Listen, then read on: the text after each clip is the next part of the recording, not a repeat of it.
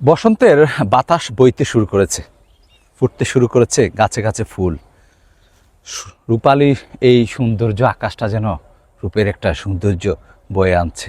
আমরা এই রমজান মাস পেয়েছি, রমজানটা প্রায় অর্ধদিক চলে গিয়েছে।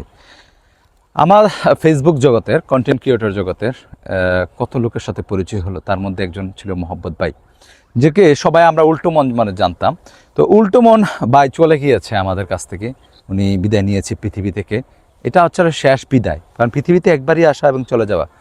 আসলে কত শত মানুষ যে আমাদের জীবন থেকে কীভাবে চলে গিয়েছে তার কোনো ইয়াত্ত নেই। এই মানুষগুলি যেন ভালো থাকে, সুস্থ থাকে, সুন্দর থাকে, কোন দিন না আমি আবার চলে যাই। তো প্রতিটা মানুষের এই ভালো থাকা, ভালোবাসাটা এবং ভালো লাগাটা, একসাথে থাকাটা, হঠাৎ করে চলে যাওয়াটা কতটা বেদনাদায়ক, এটা যার যায় সেই বোঝে।